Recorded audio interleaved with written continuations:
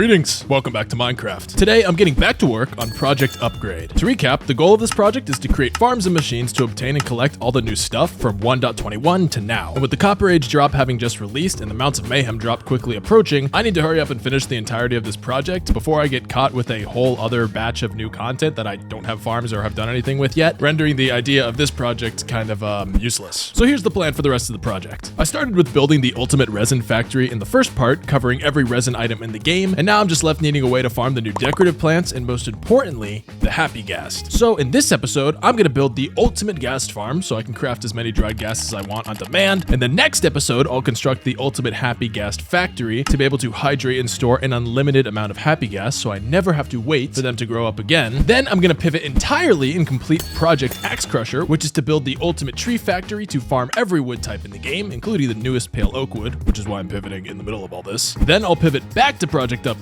and complete it by building a massive pale oak tree using the wood farmed from the ultimate tree factory, and I'll build micro farms for every single new plant decoration item added in the Spring to Life drop, and that will complete Project Upgrade and Project Axe Crusher, knocking out 2 of the 36 projects for the ultimate plan for my world. This is why this episode took so long to release, by the way. I've been doing a little bit of a behind the scenes planning and designing. Okay, let's go. First things first, of course, materials. I'll grab a kit to build a cube loader machine first so I can load up and organize all the items for the build. And I saw some people in the comments of last video asking what exactly the cube loader machine quote unquote does. And I don't know if I just explained it poorly, but the CLM doesn't do anything on its own. It's just an inventory management system made to keep all my blocks and items nice and organized when I'm working on large projects. That's it. Just a big chest basically with a shulker box unloaders and a bunch of other bells and whistles that come in handy when I'm building. Anyway, I quickly set one up on the nether roof over a soul sand valley. I need to build a farm in this biome since the soul sand valley spawns the most ghasts. And well, the goal here is to slaughter the maximum amount of ghasts possible so I can turn their flesh into happy ghasts. So there we go, CLM's all set up. And speaking of happy ghasts, I need to bring one here so I can use it when I'm building. Since it's like a big skyscraper, it's gonna come in handy. So let's head back home, grab some obsidian and a dried ghast. Oh wait, I totally forgot. I already had a full shulker box of dried ghasts ready to go that I traded up for my gold farm. I forgot piglins trade these. Well, I guess I don't need to build a ghast farm. Video over. Thanks for watching. No, I'm kidding. Video not over. I still need the ghast farm anyway. Number 1, I need to be able to craft end crystals because I want to use them as decorations. I know using a deadly insta-kill bomb as a decoration might seem like a bad idea, and maybe it is, but I don't care. But I also need to be able to spawn the ender dragon at some point to get the rest of the end gateways. So yeah. And then number 2, I also need an alternative source of gunpowder. The one I have right now is the creeper farm that I built way back in episode 1, and it is very, very slow. And I am currently suffering from a major gunpowder famine. So this farm will solve that issue as well with the crazy amount of gunpowder it's able to produce. And then number 3, I can use the ghast tears to brew regen potions. Yeah, that one's kind of useless. Anyway, let's get this happy ghast for the build. Just gotta teleport to the overworld, put the ghast in some water. I'll build a portal big enough that he can fit through. And I just realized I forgot to grab a harness, so let me get that really quick. Boom, boom, boom, there we go. And now we just wait. All right, there we go. I'll feed him some snowballs so he grows up faster, and I'll just lead him back to the nether now. I really didn't need this giant portal at all. Bro, he came back through and generated a new portal. Man, okay, don't follow me back to the portal. I'm gonna go destroy that big one. Now I just gotta wait for this guy to grow up.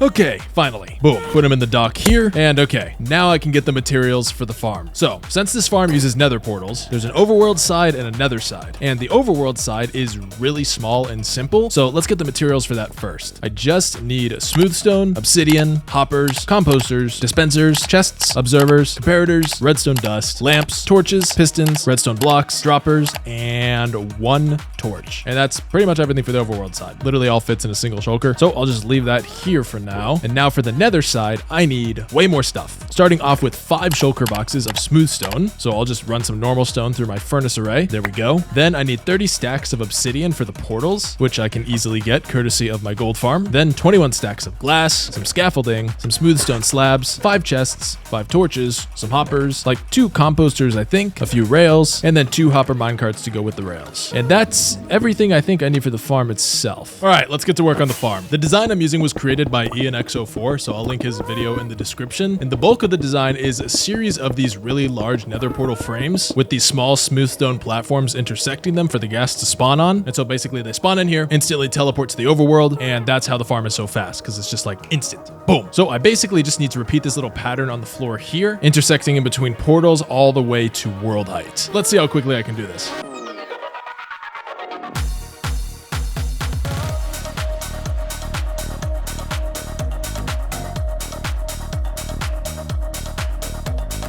Okay, that's the portal structure done and the largest part of the farm itself. I just need to top off the portals up here, and then I can build the overworld side and then the killing chamber. Well, let's actually do the killing chamber first. Grab some scaffolding, build up to here, and then build out a small glass platform like this, put some chests and some hoppers, and then hopper minecarts on top of the hoppers to collect the items from the farm. Then I just build out a simple nether portal with some smooth stone, which is strategically positioned to block the Ghast's line of sight so it doesn't just shoot a bunch of fireballs, and it also stops it from escaping the killing chamber. And well, that's pretty much it for the nether side. Now for the overworld, first I need to write down these coordinates in the portal here, and then wait, let me grab the materials first. There we go. Now I can just head to the overworld from here, go to the other side, multiply those coordinates I just wrote down by 8 to find the correct position, and then build up to Y level 244. And now I'll build a similar portal frame to the one in the nether, but I actually need to build 2 of them on top of each other and attach a hopper clock connected to 2 dispensers to the back of the portal. And what this will do is, using a water bucket and flint and steel, I can activate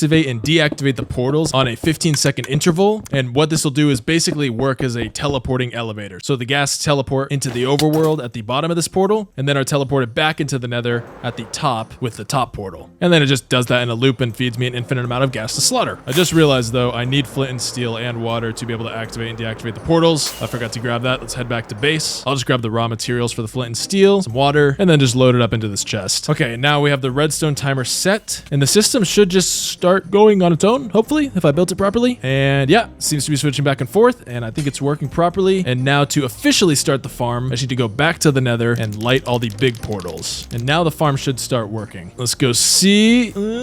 Yes. Okay, it's working. Nice. There's a Ghast. Awesome. This is probably the fastest I've ever built a farm in this game. This is like 2 hours of gameplay total. Nice. Okay, now before we give it a test run, I'll grab all the leftover materials from the CLM and take them back to base so I can just keep everything organized. And I'll go ahead and I'll grab all the materials for the skyscraper that I want to build on top of the farm as a decoration. First of which is 7 shulker boxes of white concrete, which thankfully I already have in storage, so we're good. Then I need roughly 3 boxes of gray concrete, which I have the powder for, so I just need to take it to the end dimension and convert it into concrete with my converter. So let's do that. Oh, I forgot they added these weird end flashes. Kind of like it. Everything gets all purple. Honestly, they could really do anything to the end, and I would like it. There's 0 variation in this dimension. Hopefully this means end update soon. Hopefully. Yeah, right. Okay, never happening. Okay, let's convert all this gray concrete. Mojang also added this setting where I could toggle placing blocks instead of having to do the classic texture reload glitch to have it like auto place for me. So it's so much easier to AFK like this. Okay, this should be all the gray concrete I'm gonna need. Next, I need 2.5 boxes of white stained glass. Craft this up pretty easily. Then I need purple glass too, so I gotta smelt up some more of this. Craft it up. Now I need 2 shulker boxes of polished tuff. I cannot remember if I had that or not. I feel like this is one of the items that I definitely do not have a lot of. Oh, I've got 1 box. Okay. Only 1 box though. Great. Let's do this. Every time I need tuff or deep slate or something, I just come to this hole over here near the base, and I've just been mining out this area down here. And eventually, whenever I get this place all the way down to bedrock, I'm gonna turn it into a colossal diamond mine. So what I'll do actually is, oh wait, hold on. Let's grab this tuff first because I can see it. Okay, I only need 9 more stacks, and I got 11 from that little node, but I also need normal tuff and then some tough walls and slabs, so I need 3 more shulker boxes, actually. But let's just go down here, get this stuff here, and then I'll just dig out the entire bottom area around this beacon and pick up all the tuff I can find.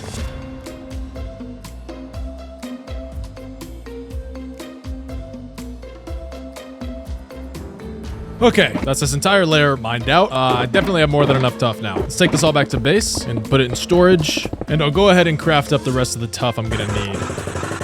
Okay, there we go. Next, I need shulker box and a half of deep slate tile walls, then a box of polished andesite slabs. Then I need 33 stacks of iron blocks. Got some here, and I'm pretty sure my iron farm has been running long enough that I have a pretty good stockpile by now. Yes, I do. There we go. Next up is 33 stacks of calcite. There's no way I have this. 9, okay. Well, let's go find some geodes. Okay, that's all the calcite we need. Now I need a box of polished andesite, a box of sea lanterns, a box of blackstone, a box of smoothstone, a little bit more diorite, deep slate tiles, polished deep slate, iron chains, polished andesite, normal andesite, stone, light gray concrete, iron bars, blocks of coal, iron trap doors, hoppers, andesite walls, and then a bunch of other miscellaneous items for various redstone machines and building details. Then I went ahead and organized everything into the CLM, and we should pretty much be ready to start building. But before I get to work on the building, I want to set up a shulker box loader so that I can test the farm and make sure there's no glaring issues that are going to be hard to fix with a giant skyscraper in the way. So I'll build out a little floor for a storage room down here, place down some chests, and then I'll build up the loaders on top of them, setting the filters for gunpowder and gas tiers, of course. Okay, there we go. Now I just need to run some hoppers all the way up to the top to collect the items from the killing chamber. And now the farm should pretty much be fully functional and ready to go. To make sure of that though, I'll do a 1 hour test and let's see how much loot we can load up on. Just gotta stand right here with my looting enchanted sword. We should be good. Let's check back in an hour and see if there's any crazy changes we need to make. While I waited for the farm to run, I got some very important professional YouTuber work done. And by work, I mean I played Battlefield 6 for an hour. And then I came back and proceeded to record a black screen for the next 30 minutes, like a real professional, but I got about 3 shulker boxes of gas tiers and 5 of gunpowder. You're just gonna have to trust me on that. So the farm works very, very well. So next up, I got to work building the decor. I started with the storage room, and like I mentioned earlier, the style I want for this build is like an industrial skyscraper. So I lined the bottom with some support framing, and then the top with a modern white light strip using some sea lanterns. Then I built like a little AC unit with some tough walls to look like vents on the roof there to kind of sell that industrial theme a little bit. Then to start on the actual skyscraper itself, I went with the same idea, kind of a wireframe support structure at the foundation. And then using diorite, white concrete, and other white blocks, I built out this angled modern framing on the side. And in these empty spaces, I'm gonna build a really big window as I wanna be able to see inside of the building to be able to see the farm. So I left those spaces open. Now, with the main shape on both sides done, I added some extra industrial detailing. And then for the front and back of the building, I built out these tall frames, and I'm putting a window here as well using purple glass to really kind of show off the nether portals that, make the whole farm function. Then I built some custom Wilds Imperial banners on the outside of the building to continue the overall theme of the world that I'm trying to develop. And then finally on the roof, I built more of those HVAC units to add to the industrial theme. And while getting constantly bombed by ghasts and sniped by skeletons, I was able to finish the details of the roof and spawn-proof everything with carpet and sea lanterns. And then finally, the farm decoration was complete. But we're not fully done yet, because I noticed while building that ghasts kind of stopped coming through the portal at the killing chamber up here. And what I think happened is a ghast spawned up here while I was building, shot at me, and then a fireball went through the portal and fucked up the overworld side somehow. So let's go see what the issue is. But I need to go there anyway because I want to replace the flint and steel on the overworld side with these fire charges instead from my gold farm. I've just been stockpiling these because of bartering, and I've had literally no use for them, but this is a good use, so I don't have to just leave them here. All right, let's see. On the overworld side, okay, nothing seems to be broken. I have no idea what the problem is. Maybe just the portal broke, but didn't actually break any of the mechanism. Let's see. Hopefully everything works now. Okay, let's see on the nether side. Yeah, okay, seems to be working. Great. Now that everything's done, I'll do one more AFK session to get more loot, and then I want to build an auto crafter for end crystals so they can just get crafted up automatically while I AFK the farm, and we should be good. Okay, farm's been going for about 4 hours roughly now. Let's see our haul. Yes, holy guacamole. That is a lot of gas tiers, and that is a lot. Why do I have so much more gunpowder? I guess gunpowder drops in higher amounts. Wow, yes, this is exactly what I need. My firework shortage is officially over. Okay, we'll put all this gunpowder here, and I have a ton of paper that I've been stockpiling, so let's quickly craft up just an insane amount of fireworks so I never have to think about this again, at least not for the next like 6 months. Okay, boom. Yeah, this is enough rockets for pretty much ever. And yeah, I use level 3 rockets because when you play on mouse and keyboard for a really long time, you get good at these quick movements to be able to adjust your direction as you're flying. So you kind of get more value out of each rocket because I can go really far using less rockets, but I can also maneuver myself with the same as like a level 1 rocket. So now the last thing I want to do before wrapping this project up is I mentioned at the beginning of the video that I want this farm to also make end crystals to be able to use as decoration and to also just, respawn the Ender Dragon if I ever need to. So I need to build an auto crafter machine to craft them up for me so I can kind of just dump the gas tiers in, dump obsidian in from the gold farm, and then glass that I just have back at base. And essentially it'll just craft it up for me whenever I'm here. Not super fast or anything, but at least it's a source of the item. I don't really think I'll ever need, 40 million end crystals, so I don't need an insanely fast machine. So let's grab the redstone materials for it, and I'll quickly assemble it as it's not too complicated. Shouldn't take me more than like 10 minutes. Yeah, this is pretty much the whole machine. Hopefully I did it right. I'll grab a bunch of glass, load up on all the obsidian I can. I think I have more at the farm in the nether. Oh yeah, I have plenty of this stuff, Jesus. Okay. Wait a minute, I don't need obsidian. I'm thinking of beacons. I need Eyes of Ender. That's gonna be harder to get. I've got a decent blaze rod. No, I don't. I guess this is a decent stockpile for normal standards, but this is not that much powder. Well, this is all the Eyes of Ender I have, but this should be more than enough for my end crystal needs for the time being. I don't plan to use 1 trillion of them yet, so all of these can just be slotted into glass, gas tier, glass, Eye of Ender. Boom. And then take a bunch of gas tiers, slot them in here, and then slot in glass everywhere else. And then flicking this lever should turn it on, and we should be good to go. Nothing's happening. Oh, shit. Wait. There we go. Now it should work. There we go. Okay, now it's working. And now last but not least, I just decorate this room here, make it look a little bit nicer. And that should pretty much do it. The ultimate ghast farm is complete. Next, I need to do something about this full shulker box of dried ghasts.